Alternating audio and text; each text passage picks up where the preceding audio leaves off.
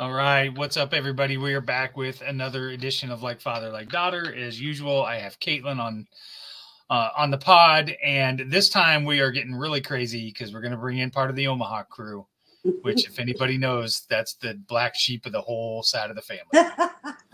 Actually, I don't know that there's even a white sheep in this entire family, to be honest with you. So, Yeah. I think we're all black sheep. Anyways, my cousin Tanya, what's up? Hi. Not much. This will be interesting. This will be interesting. So, as we've talked about before, and we talked a little bit before we came on, that part of the thing that Caitlin and I want to do on this pod is I want to introduce Caitlin to some of the family members that she has not met before, and learn about our family history. Caitlin's idea for this is to make it more of a family document of our history, right? So, and unfortunately, a lot of the older, your dad, my dad, Aunt Lana, those guys are all gone. So we don't really have anybody left to tell these stories. Maybe Uncle Brian, but we haven't gotten to that far. And he's so young, he probably doesn't remember some of those things. He probably wasn't involved in some of those things. So, but Tanya, your dad was my Uncle Ron, who I've always said looked the most like my dad, right? Yeah. You said that. I've heard you say that all the time growing up. I've always thought, and my dad would get so pissed when I would say that. My dad would do the same. He'd say, I'm better looking than Melvin. They had the same facial features, same hair, the same way they would comb their hair over. It's actually kind of scary. So, So tell Caitlin a little bit. Dude. Right. Yeah. No kidding. No kidding. And I don't know a lot, to be honest with you, about Uncle Ron, because full transparency, my dad and Uncle Ron, I think at some point had a falling out, didn't talk much. And that happened a lot with my dad and a lot of family members for whatever reason. And he, had a better relationship at the end, I think, with Uncle Carol. Uncle Carol was there when he passed away. But I don't know that much about your dad. Yeah, I think early on, your dad and my dad had some struggles, but there towards the end, they had gotten pretty close. I remember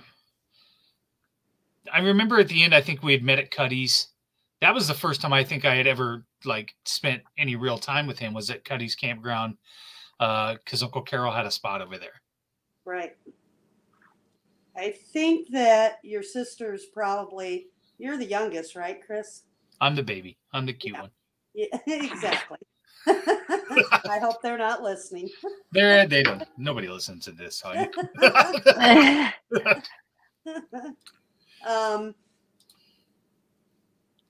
know that when my sisters were young, they spent quite a fair amount of time at your house. But I think that you were maybe too young to remember that, and of course I don't remember that because I didn't live with them. Yeah. So I didn't actually get to know my dad until I was about 15. So, yeah, because your mom and your sister's moms are not the same mom, right? Correct. Yeah. Correct. And I've heard a lot of married. He just go ahead. To my mother. Right. Yeah, he was married to Maggie, right? For the long time. Yeah. I mean, let's be honest. He was married a few times. I actually remember going to a wedding here in Des Moines. Mm-hmm. And he lived, and he lived in an apartment on the east side. And all I remember about that wedding is it was a Catholic wedding, and my dad was pissed because it was super long. Yep.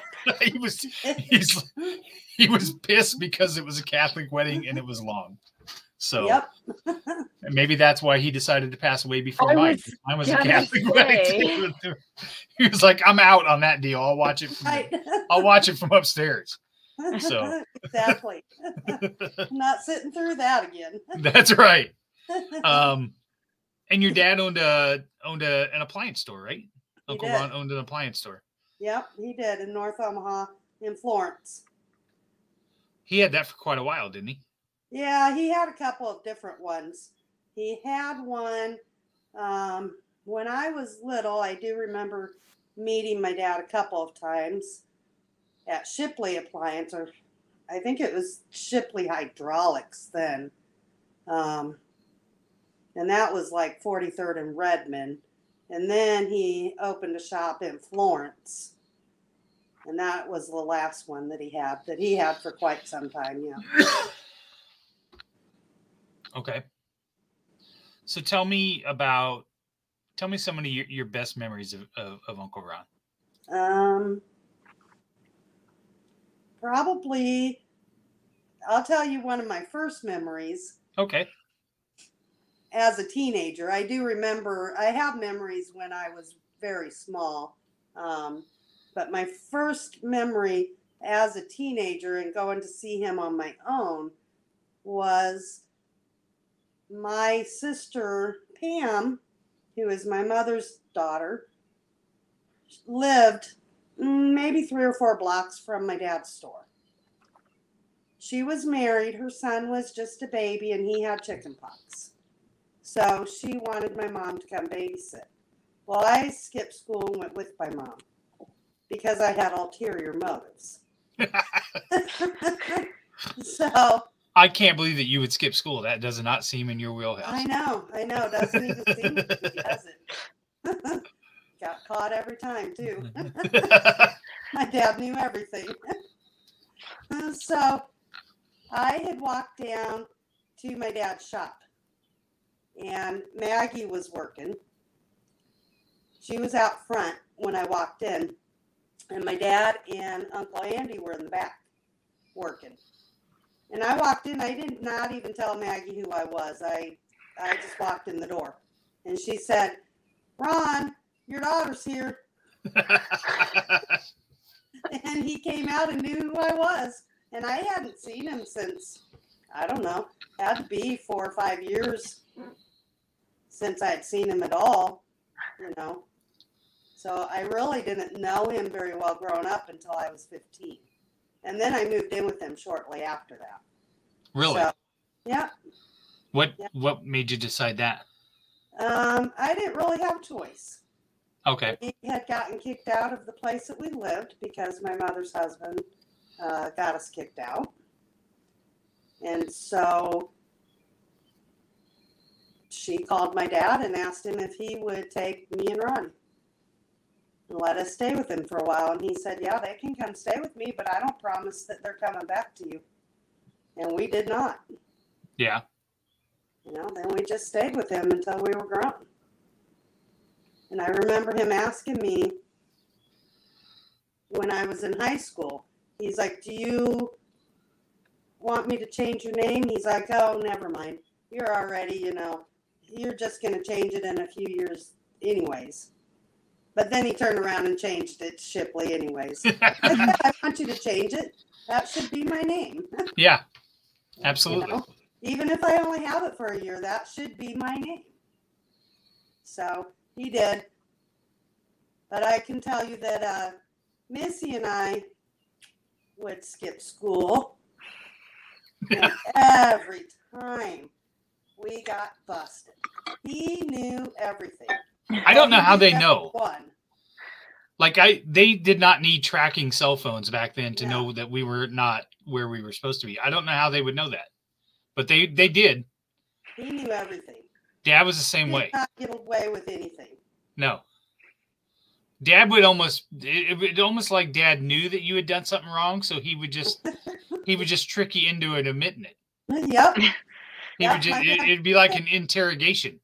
And you would just confess because you were like, if he knows already, I might as well just say it. Yeah, I'm already caught. I might as well. Right. I might as well just confess. Yeah.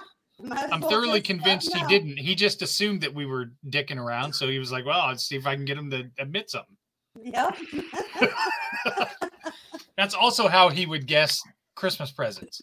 Yeah. The famous time that I had bought, I was a freshman in college and I bought mom and dad matching Iowa State jackets, and I had mom and dad embroidered on them. And I came home and I put the present under the tree. This was on Christmas break, and I'm sitting at the kitchen table, and we had one of those like bench seats, right? And the end of the kitchen table was up against the wall. So I'm sitting on the bench and he sits right next to me. I can't get out of the fucking kitchen table. Like I'm blocked in there at this point. And he's like, what's in the box? Nothing. None of your business. Got me a present, didn't you? And now mom's sitting on the other side of the table and she's like, yeah, that's our Christmas present. And dad says, huh? Well, you bought it in Ames. Wonder what that is. You know what? I'm not talking about it. I said, just let me out of here. Cause I could just feel myself like I was having the hot white light on me. And I was like, no. And he's like, I'll bet it's something Iowa State. And now at this point you can see it on my face, right? Like, I'm like, fuck. And he's like, and mom goes, it's probably Iowa State jackets or something. And I must have made some kind of reaction. And he was like, yep, that's what it is. I'll bet they have our names on it too. And I was like, that's it. You're not fucking getting them. I said, I was so pissed. I was like, how did he guess that? God, I was so mad. It back if I could. Right. Yeah, you just ruined it. Thanks a lot. But that was like his favorite thing would be to guess presents. Yep. But there's a good example. Like he just cornered me into the kitchen table. I had no out whatsoever. I couldn't get out. And then anytime he would say something, I'd have a facial reaction, and he knew. Okay, now I'm getting somewhere. I can just keep pushing the buttons, and he'll crack eventually. That hasn't changed, by the way. No, I do the same thing to Caitlin. That's a Shipley family trait. That's good. You have to carry that on. That's right. Yep. He's going to do it if we don't.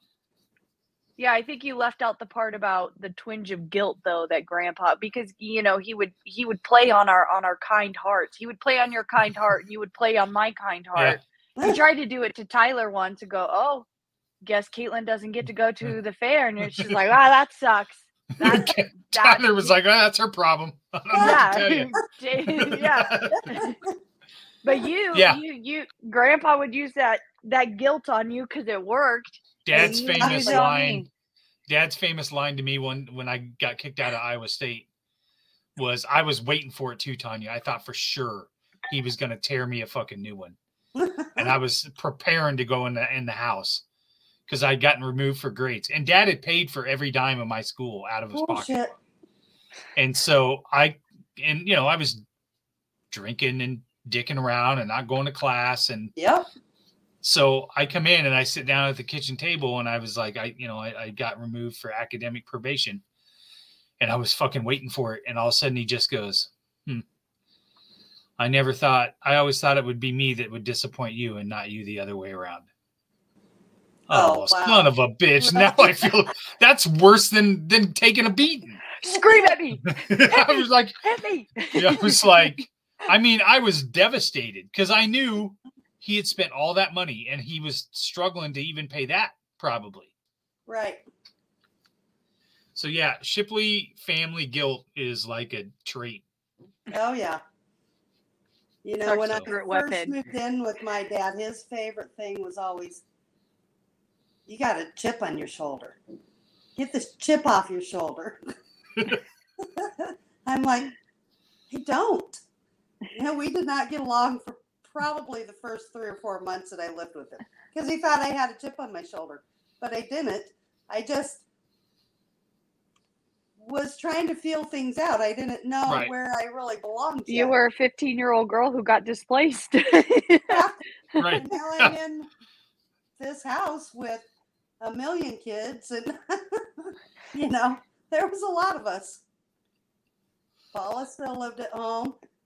Joyce wasn't at home, but I think she was 2 houses down. And then Missy, Angel, Ronnie, and me. Yeah. So there was a lot of us. So when you moved in, how was that combining with Melissa and Paula and Angela? Was that hard? That was good. We all, we have never considered ourselves halves. We are sisters, and that's the end of it. Yeah. And it just was like we always knew each other. Yeah. Out of all of Ron's kids, I think I probably resonated the most with you. Yeah. I don't know why. You and I always connected at family events or whatever. Yeah. And I don't know why. But that is just kind of a special little bond that we have, I think. Yep, I agree. So, what about, I know it was hard, obviously, when Dad died, and Uncle Ron passed away after that. Yeah. I remember going to that funeral, and that was really sad. Mm-hmm. And we lost him. We've lost Aunt Joyce. Aunt Lana passed away several years before that. Right. So, and I can remember going, and we would visit Lana a lot. Right. I don't know why we never really went. I mean, and he always got along with Aunt Joyce, but we always stayed at Aunt Lana's house. Well, I think probably because you had it on both sides with Aunt Lana. You know what I mean? With the kids, you were kind of double cousins. You know. Yeah, I had to explain that dynamic to people too. That's I know. It's a little. Your sister. We have the exact same blood. We have the exact same blood. So. Yeah. It's pretty rare that happens. So. Right. All right. Let's take a break and then let's talk about Grandma. Let's drop the bomb on Caitlin about Grandma. Did you know you had a cold-blooded murderer in the family, Caitlin? I don't know that it was cold-blooded though. I reading the story, I don't know that was it a crime of passion? No, it was not. Well, might have been a crime of whiskey. It's more of a self-defense. Right, it was right, and whiskey and fueled. So, speaking of whiskey, let's get a word from our sponsors at Revelton Distilling Company. Yes. From our AKC Marketing Studios. We'll be right back. Why take the best corn in the world and make it into fuel when you could make it into whiskey? That's the question that launched Revelton, Iowa's most visible and fastest growing distillery. Owners Rob and Christy Taylor embrace the grain-to-glass philosophy, sourcing ingredients locally and overseeing on-premises production and bottling at their facility in Osceola. One sip and you'll agree that Revelton's handcrafted whiskeys, gins, and vodkas are the best you've ever tasted. And with the launch of their rye whiskey, made with 100% Iowa-grown rye and corn, and their new bourbon coming soon, there's more Revelton to love than ever. Iowa's own Revelton Distillery. ReveltonDistillery.com. All right, and we're back. So before the break, we were talking about Uncle Ron. And when I messaged Tanya about this, you sent me a message back a couple days ago and said that your daughter asked if I had ever talked about Grandma's murder. Yep, I did. She asked me. I have not. Simply because I didn't know all of the ins and outs. So I will tell you what I knew before we get into this. All I knew was that she was living with a man, and she had shot him. I knew that it was partially self-defense, but my dad never talked about it. As a matter of fact, I don't even know that I heard that story until I was probably in my mid-20s. So wait, so clarifying, it was just your dad's mom? This was my dad's mom. Yep. Arlene. Okay. Yep. Okay. Arlene. Arlene, that was her name at the time. I think she had like 3 or 4. Yeah. Right, Tanya, didn't she? Yep. And you were around her a lot more than I was, because I didn't see her very often. So and definitely when she was older, because I didn't know her any other way than when she was married to Cecil. So same. Who was a sweetheart. Yes. You talk about a saint among sinners, for God's sakes. For sure. No kidding. What was his name? Okay, so Cecil was I love Grandma's husband, who I knew. They were married for a long time, right? But when I was a baby, when I was young, they were married, and that was the only grandpa I knew was Cecil. Mm-hmm. And then they had adopted two kids, a brother and sister, Mandel and Rochelle. Yeah. So, did you know Papa Shipley? Nope, he died before I was born. Yeah. Matter of fact, and Tanya, I think, is probably the same as me. The story with Grandpa Shipley was he would nickname all of his grandkids. They all had nicknames. I never got one because he passed away before I was born. Right. That's why that's why they called Cass. Yeah. That's why that's why Cass's name was Cass, because Grandpa named him after Casper the ghost. Why? Because he was such a pale looking baby, apparently. That's the story I heard anyways. So, and a matter of fact, yesterday was the anniversary of Cass dying. Yeah. That was the anniversary that he died. Yep. Yeah. Ooh. Yep. And where would Casper have been was he older than you? He was 3 years older than I was, so he was before me and after Kim. Okay, gotcha. Which I've always said, I think his death had a profound effect on how Mom and Dad raised me. Right. I think they very, very overprotective. Mm-hmm. And Mom has said she's convinced that God gave her me to have another boy. Yeah. Because she had lost him. So yeah. When she was in the hospital last year and was really sick, when Dad walked in, she just started crying immediately and went, "My baby's here." And I started crying because I was like, "It's a baby." Well, and that I've said this before. Losing a child like that never ever leaves you, because I remember being in the room when Dad passed away, and when that line went flat and everybody knew that he had passed away, the first thing out of Mom's mouth is he gets to see my baby before I do. Yeah. So. Yeah. Okay, well, let's talk about some fun stuff like a murder. Let's lighten the mood a little bit. Anyways, let's add some levity to this situation. That's all right. Let's see. They buried Cass. Mystery. Oh, I'm sorry, I was wrong. They buried Cass on their anniversary. That's why they never celebrated. So yesterday was his birthday. That's right. Yeah, yesterday was. I did not know. I did not know that they buried him on their anniversary. That does make sense, though. That's the reason why they never celebrated it. Huh. Yeah. I had no idea. Yike. See, this is why we have these. This is why we have these podcasts, so people can come in here and correct me when I'm wrong. So. Yeah. Okay, so the story that I heard about Grandma was that when Grandpa Shipley died, the federal marshals brought Grandma to the funeral, but they refused to take off the handcuffs and would not let her be in there without handcuffs. And the story that I heard from Dad was that Dad, Ron, Carol, and Kevin threatened to beat the holy living shit out of those federal agents if they didn't her out of when they were at the funeral. Really? That was the story I heard. Now I don't know that anybody's alive to verify that. Right. Which is also a felony, but that's beside the point. Well, at that point, but they were adamant. They were not.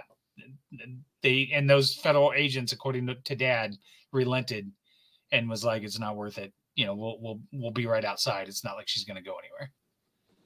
Wow. So. Well, things were a lot different back then. Yeah. Than they are. Yeah. They would not, that was today, she would not go to that funeral, period. No, she would not. Nope. She would not be allowed to attend that. Which is crazy to think about. Right. Okay, so here's... Dive into the case. All right, so I'll read this verbatim, and I don't know, have you ever heard... You didn't know this story either until you Googled it, right, Tanya? Correct. When my dad died, I went camping for a weekend all by myself. And I just did a lot of ancestry, and because there was a lot of questions that I still had. I'm like, he died and I don't know all these things. Right. Well, during my weekend of researching these things, I came across the article. And I had told everybody that I came across the article. Aunt Joyce was so mad at me. Why? I'm like, it's not like it's not public knowledge. She's like, because I don't want people to think of my mom like that. And then she got over being mad, and she kind of explained things to me. She's like, she wasn't a mean person. She didn't do it. She did it because he had beat her in the face that day with a phone, with the phone receiver. Yeah. Had beat her in the face. And so she grabbed a shotgun and this is a clear example of nowadays she would not have been convicted whatsoever. Right. But back then, and this was in 1965. Yeah. You know, as terrible as it sounds, beating your wife or beating your it was not. That was not. It wasn't a crime, right? No. And Jackie does confirm. I was there. That's exactly right. And when they saw the Hill Boys, that was enough for the cops. They didn't want to do anything. Yeah, because Uncle Leonard and Uncle Gordy were there too. And from what I understand, you did not want to fuck with those two in Osceola. That's what I've heard. So, they were pretty mean, tough. They ran that town. The guy's house where she shot him is across from Scott's Body Shop, where she was running a speakeasy. Oh God, she was even running a speakeasy. That doesn't surprise me either. I know right where Scott's Body Shop is. You know, Caitlin, that's only about 1.5 miles from your school. Yeah, I drive by it all the time when I go to Pleasant Hill because I take that way to Pleasant Hill. Right? That's that. No, Scott's Body Shop is on the northeast side, I think. Let me look. Yeah. You Google it. I'll read the story. That's what I'm doing. You read the story. Okay, so shortly after, I'm sorry, hold on.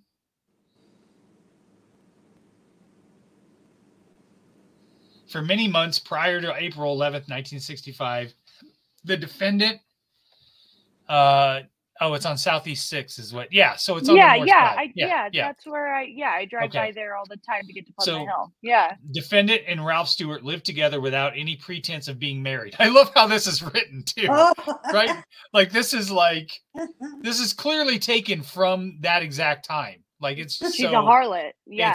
It's written, it's the way it's written is like hysterical. But similarly, when I found the article about Cass's death, it was written kind of in like accusatory and like I was like, I can't believe that they would say these like he was slain or like I was like, what? Didn't you sent that to me on a text, right? Yeah, I have. Send it to me again if you have it, and I'll read it. So Stewart was married. So Stewart was married to another woman. He worked at a packing house during the week and with defendants' help did an extensive bootlegging business on weekends in the home where they lived in Southeast Des Moines. They were assisted by one Anna Miller, who usually stayed in the home over the weekends. Consumption of their liquor was not limited to their customers. The way this is written is so great. They party on, brother. They drank to excess, at which times, according to defendant, Stewart ceased being his kind, considerate self and struck her on several occasions. He often told her he was going to send her body to Estes. Estes is a funeral home in Des Moines engaged primarily in burial of Negroes. Defendant is Caucasian. She testified she believed he so intended that. Others also testified Stewart often jokingly made such statements. Shortly after 9 p.m. on April 11th, the Des Moines Police Department received a report a man had been shot at 609 Southeast 5th Street. Upon their arrival, they found defendant in front of the house screaming for help and shouting she did not mean to shoot him. She told them Stewart had struck her earlier that day and they had been arguing that evening. She was afraid he was going to harm her and that she shot Ralph Stewart. She kept exclaiming, "Please don't send me to Estes." Analysis of defendant's blood taken shortly thereafter showed 221 milligrams per cent, or 121 milligrams over the recognized standards. So, okay, hold on. I got to catch up here. Jackie's commenting. So, let's see. What is this? Tell Caitlin about Cecil carrying Lana out of a bar in Omaha. All right, we'll get to that. I don't know that story. Anna Miller was Grandpa Miller's girlfriend or wife. Okay, so wait, like mom's dad? Is that right? Oh, now I'm really confused. We are really we were really intertwined. We may only have one branch in this whole family tree. All right. Jackie says yes. Okay, well, it just gets better and better. We have Stewart's- talked about trying to draw it out before. Oh, there's no way. There's no way. Stewart's blood taken later in the evening at Estes Funeral Home showed 131 milligrams per cent. So they were drunk. When the police officers went into the house, they found the body of Ralph Stewart on the kitchen floor. He had been shot in the head. It had caused his death. They saw an accumulation of beer cans and whiskey bottles on the table. Anna Miller had remained in the house. As a witness, Jackie said, I told you I know a lot. I'm aware. As a witness, she described the gun used by defendant and related the events leading to the shooting. She was in another part of the house when the defendant shot Stewart. The defendant testified that evening there was an argument between her and Stewart because of his failure to insist on payment from a renter and his refusal to padlock the rented house. She decided to call a member of her family to come and get her. She was going to leave Stewart. Defendant further testified when she went to the phone, she found Stewart talking on the kitchen extension. Okay, let's stop. Caitlin, do you know what a kitchen extension is? You know what that means? No. See, Tanya, this is why we do this, because I love to stop and then point out that she doesn't have a fucking clue what I'm talking about. So when you had a regular old landline, Mm-hmm. if I was on the phone downstairs and you picked up the phone upstairs, you could hear the phone conversation because it was all on the same phone line. Oh, yeah. Yeah. you Okay, used to be well, able to do even that with our other old times, phones. if you were on a party line, sometimes the person down the street was on the phone and you could hear their conversation and you had to wait for the person down the street to get off the phone. Oh. That's how it was when we lived on the farm in Lacona. Defendant testified it was her gun and it was necessary. I'm sorry, let's get the hell off the phone, he said, and the other party called her a white bitch. She then went to the kitchen and demanded that Stewart call back and make the party apologize. Anna Miller testified Stewart was attempting to make such a telephone call when the defendant shot him. So, okay, so this witness apparently said he went to go call this person back and she turned around and shot him. Defendant had put her gun in her pocket earlier the evening. The defendant testified it was her gun and it was necessary to pull the hammer back before it would discharge.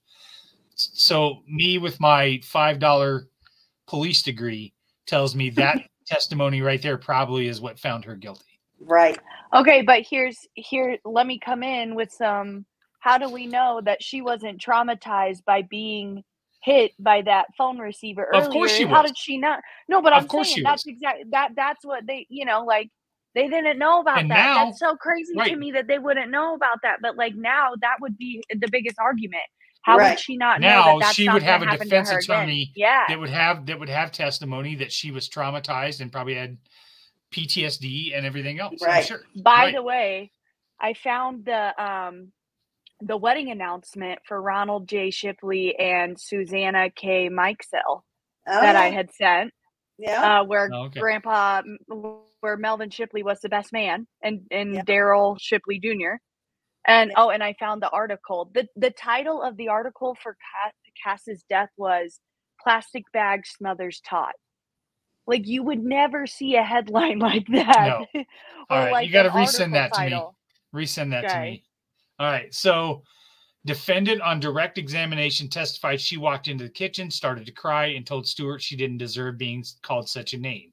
She stated he had the telephone receiver in his hand and told me to shut up and said Estes would get my body or something to the effect, and took a steps toward me with the phone and raised, and I jumped up and got the gun and it went off. He had taken the receiver away from his ear and had it raised slightly turned. I was afraid he was going to hit me with the telephone and might kill me with it. I was afraid he was going to hit me in the head, and I knew he was going to hit me with the phone. I knew that because he had hit me before. When I pulled the gun out of my pocket, I was trying to protect myself to get by him. I had to go in front of him and couldn't go to the left because of the stove. I couldn't go to the right because the table was there. I didn't mean to shoot him. I just meant to protect myself until I couldn't get past him. I don't remember anymore. I was down on the floor, had my arms around him, talking to him, telling him I loved him and that it was an accident. Seems powerful, pretty powerful statement. Testimony. Yeah, she would have never been convicted today. No, I don't think so either.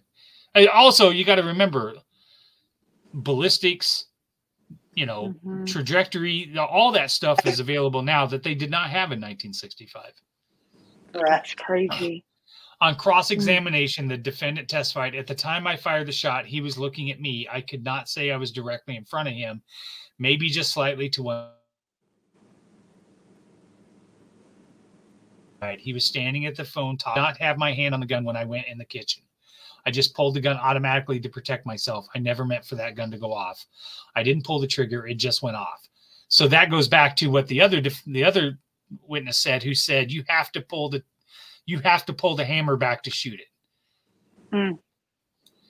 Up to this point, Ralph hadn't touched me on this day. He had the phone ready to hit me. I knew he was going to hit me in the head because he had hit me there before. I didn't say anything when I had the gun pointed at him. I don't remember how long it took me.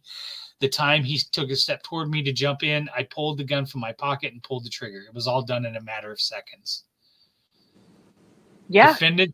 Defendant's requested instruction 2 stated that if the defendant drew the pistol under circumstances just justified her doing so under the law of self-defense, and while so drawn it went off accidentally, she would be entitled to a verdict of not guilty. Requested instruction was to the same effect, except it cautioned the jury that the defendant did not bear the burden of proving the alleged accidental discharge, but it was incumbent of the state to prove beyond a reasonable doubt that the gun in question was not discharged accidentally. Yeah. In this connection, you are instructed that the burden is upon the state. I'm trying to find the verdict. This is really in depth here of all the legal stuff too, which is kind of interesting. Yeah.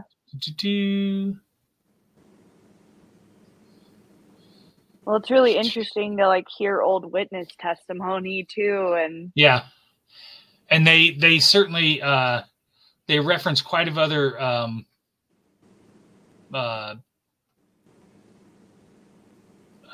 trials, and it looks like it went to appeal because the final verdict was we find no reason for reversal. Defendant had a fair trial. The case should be and is affirmed. Right. Now, and does it go on to tell you later in the article about her? No, maybe it was a different article. This article doesn't have anything else. When she broke out of prison. I don't have. I'm sorry. What? She also was faked. All right, hold on. I gotta see. Jackie's filling in the gaps here. Grandpa Shipley loved her so much he loved there in that house while she had this boyfriend for a very short time.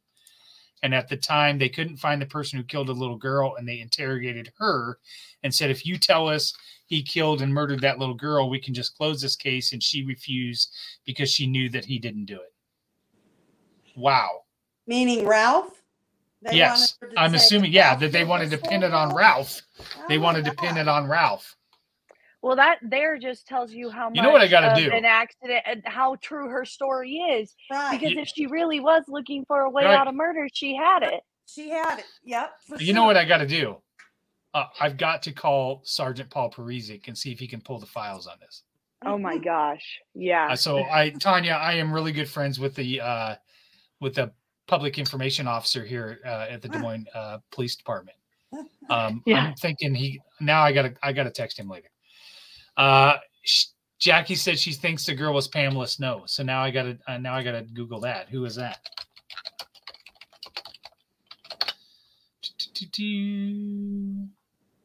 I don't see it. Nothing. Real quick. Okay. So no, I don't. I don't have anything about her being broke out of prison or that she broke out of prison. Maybe that's why they didn't want to take the cuffs off her at that funeral. I mean, now that I look back, I'm not so sure that I would have uncuffed her either if she'd already left once. Right. Now I'm kind of on those guys' side. Well, that's why she changed her name so many times. Okay. It's my understanding that that's why she had so many different names, because she had broke out.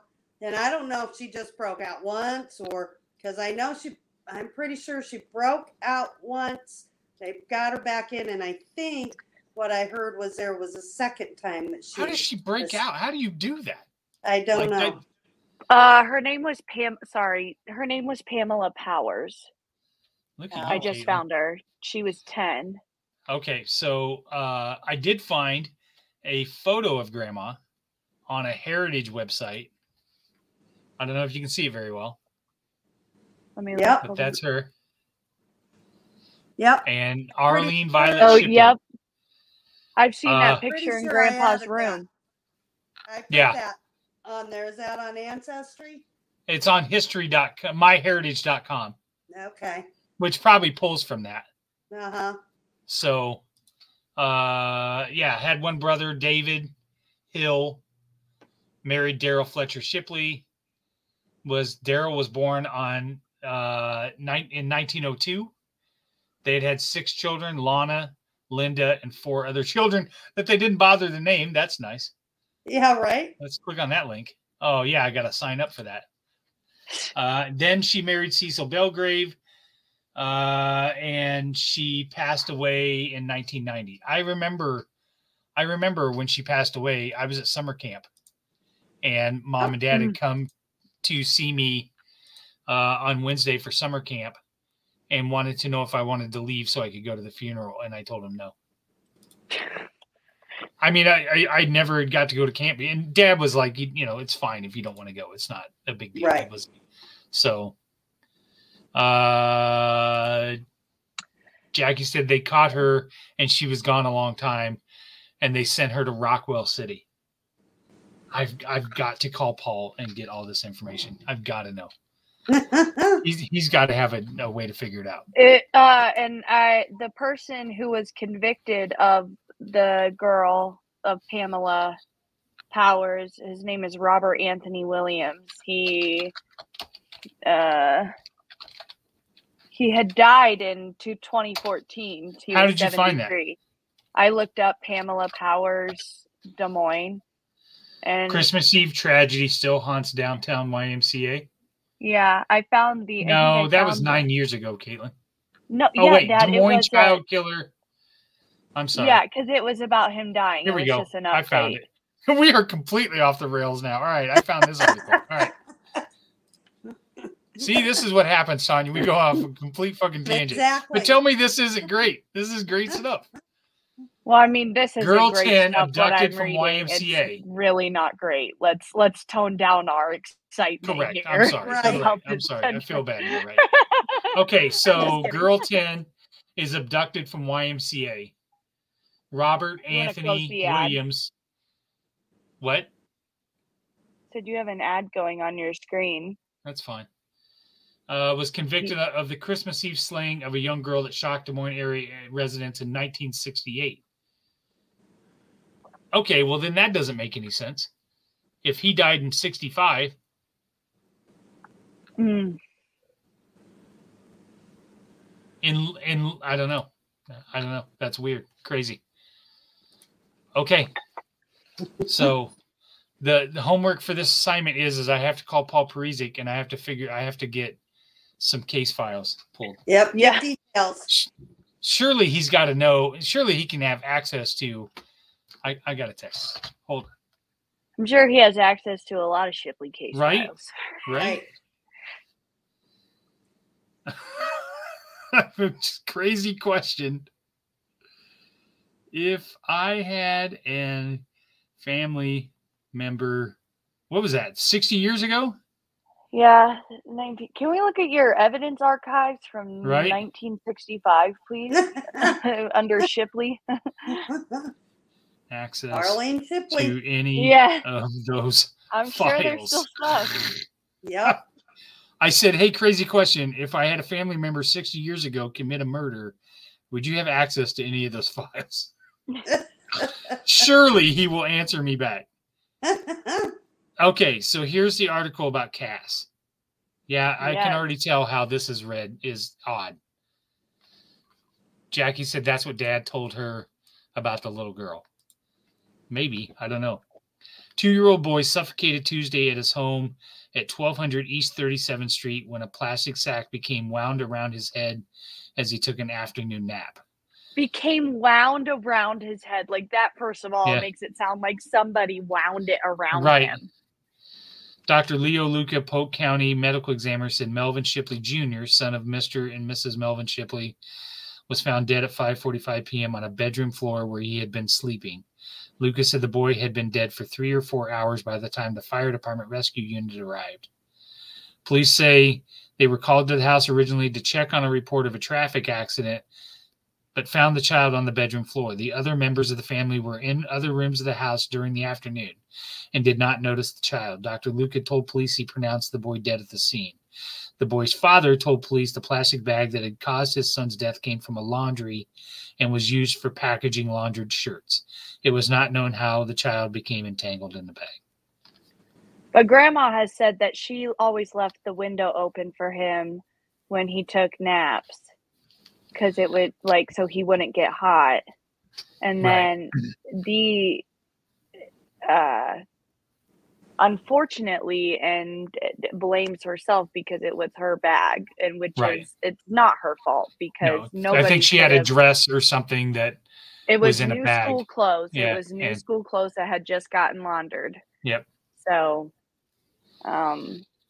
yeah, but it's crazy how, like, articles, like, it's just so, you would never read that way now. You would never read something Smothers taught. No. Like, no, that's not exactly a great that's not a great headline at all. Gen Z would rage. Like, there would everybody would be triggered. It would just cause an upset. Yeah. Okay, we didn't get to any other ads because we were deep in murder. So, but that's okay. Tanya, I really appreciate you coming on. It was kind of, I mean, it's interesting to talk about this stuff, but it's also fun to talk about Uncle Ron and Dad and yeah, I don't know. It's the same thing I told Scott when he was on and we were talking before with Caitlin. I feel like I missed out on a lot. Me too. Because I hear stories like Debbie and Melissa talk about pizza nights at Maggie's and all, you know, and even you to an extent when you were there at 15 and so on. I never got any of that. Even my sisters got a little bit of that. I never got any of that. And I think that's why I feel so disconnected from everybody over there. Like I've said, I will tell you this, since Uncle Carol's funeral, I have made it really important to me to make sure that I get to know a lot of my Omaha cousins. I was not friends on Facebook with Melissa or Paula or Angela or a lot of them because I just didn't know them. Right. As bad as that sounds. You know what I mean? I didn't know who they were. I know now, but I wouldn't have been able to tell you who was Paula and who was Angela because I barely ever spoke to them. You know what I mean?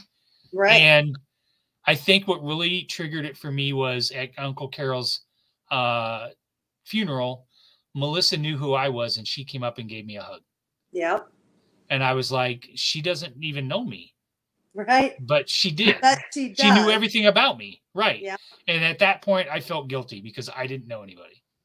Well, she did because they used to come to your house. You were little, so you don't remember, but she does. Right. You know. Well, here's my question is I don't remember talking much about anyone outside of the family that lived outside of Des Moines. So like I really didn't even like know of the. So was it the same in Omaha? Like, did you guys talk about your family in Des Moines, or was it kind of like? Yeah, we did a lot, actually. And I think that was probably because you guys were all together and you would tell family stories or whatever else. For us, it was Dad and Carol in Des Moines. And for the longest time, they didn't speak. Yeah. You know, Harry and I have had long conversations about how much we missed out because we're the exact same age. Yeah. And we never got to see each other. Yeah. And Dad and Uncle Carol had a falling out. And I can remember being little, we used to go to Uncle Carol's house all the time. Yeah. I remember going to 4th of July parties at his house outside of the fairgrounds, just west of the fair or east of the fairgrounds. Yeah. I remember all that stuff, but at some point it just didn't. There's Paula. See, I know which one Paula is now. She's a terrible Cowboys fan. She's a terrible Cowboys fan. That's how I know who Paula is. No, I'm just kidding. We used to go to Uncle Carol's all the time. Yeah. Yeah, because Uncle Ron and Uncle Carol were tight. Yeah. Because Harry would tell me all the time that they were close all the time. Yeah. I went out there one summer with all my girlfriends, and we camped in Uncle Carol's yard. Yeah. And now, See, one of my again, girlfriends Tanya, is see married the to reaction Bud. of Caitlin? You camped in somebody's front yard? That would never be done nowadays. Nope. There's no way. Well, that was As a matter of fact, I remember my mom and dad telling me, you are not sleeping outside. yeah. Like, there's no way you're sleeping outside. Because they were afraid somebody would take us. On Dubuque, and he had all that land. Yes, that He was. just went down in the woods and set up tents. That was the place that's just east of the fairgrounds. Yeah. Yeah. And then my girlfriend married Buddy. As a matter of fact, Caitlin, Uncle Carol's house that she's talking about is technically directly behind your mom's house in Pleasant Hill. So when you like back by Sleepy Hollow. Yeah, so when you go past Sleepy Hollow and then go back up that hill and it starts to turn to the right, there's a lone little dirt road that goes off to the left. He was back down in that. Right, Tanya? Kind of, does that make sense? Yeah, I think so. You probably don't know that area very well, but I just remember that turn right there. Fairgrounds. Yep. And on Dean. So like past Sleepy Hollow? Am I going past She doesn't know what. Yeah, she doesn't know what Sleepy Hollows is, but I just know you went, like right past the fairgrounds, took a left, and then you took a right. Yes. Yep. Jackie's around the corner from Grandpa Shipley's place. Yeah, that doesn't help me, Jackie. I don't know where that is. That does not help me. Yeah. I'm just saying, Walker and I drive in that area all the time, and Walker has family that kind of lives over on that side. Yeah. So, and we drive down those old side streets over in that area all the time. So I'm sure I've driven by it. It's back in that area. Interested to know. It's off University. You turn down the street by now or later. Oh, okay. I'm way off then. Yep, right on. Walker and I drive down that street. Walker loves to speed. It's a dirt road. I don't remember it. I don't know. Or is there a dirt road back there? I don't remember there. Are you turning a left or you're turning off of University?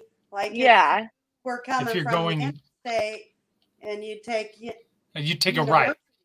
Yeah. And then you left. Yep. Yeah, I know where it's at. Crazy. Yeah. But I mean that's just part of that was after Uncle Carol's funeral. I had made a decision that I was going to be more involved with my Omaha cousins. Yeah, we really need to do some kind of get together again soon. Yeah, we do. Absolutely. Aunt Joyce really tried to make that happen. She did. Yeah. And it meant that I absolutely adored Aunt Joyce. Me too. Number one, she was my favorite because I wasn't afraid of her. I wasn't scared of her. Right, like Lana. Okay, hold on. Harry's on. I've heard stories about Lana. Jackie is correct. Left it now and later, about 3 blocks. Still looks like a park today. I know where it's at. I remember being there and having bottle rocket fights on a 4th of July. That's what I remember about that place. So, what was I saying? I can't remember now. I said something.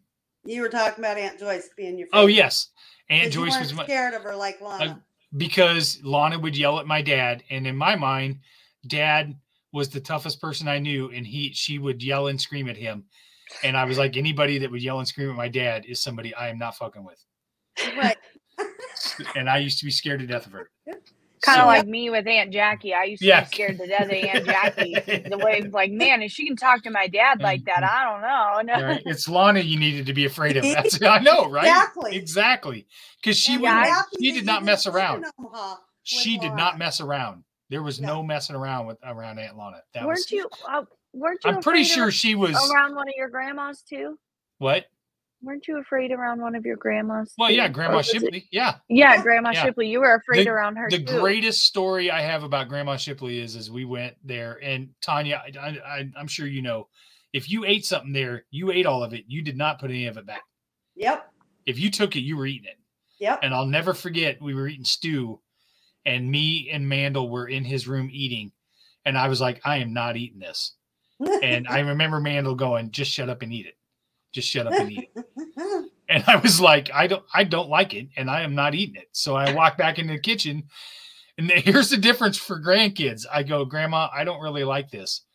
And she's like, okay, we'll just go ahead and put it on the counter. And I went back in there, and Mandel was pissed. He's like, that's total bullshit. I don't even know how old we were. And he walked in there and tried to tell her that he didn't want to eat it, and all I heard was a string of cuss words. And he had to come back in there, and he was so mad at me. And I was like, I don't know what to tell you. I don't know. But I was a grandkid, and I probably wasn't around a lot. Right. So she was like, I'm gonna give him some slack. Yep. But man, Mandel got none whatsoever. Yeah. And our favorite thing would be to go around the neighborhood and tell everybody we were cousins, because he was black and I was white, and it would freak people out. It would totally confuse people. Yep. That was like our favorite thing to do. Actually, he's your uncle. Yeah, he's my uncle. Right. Yes. You probably went with uncle because you were even closer in age, and it probably freaked people out even more. Yeah, because I don't know that he's probably 2 years older than I am. Yeah. Yep. Yeah, I've seen there's a picture you have. Yeah, I do have a picture of him and I together somewhere. Yeah, it was like Mandel and then his age and then Chris and your age. Yeah. He lives like a mile from me. Does he really? Yeah. See, we need to get together. Yeah, I never met Mandel. You know, I was just in Omaha. I was in Omaha for work a month ago for a day.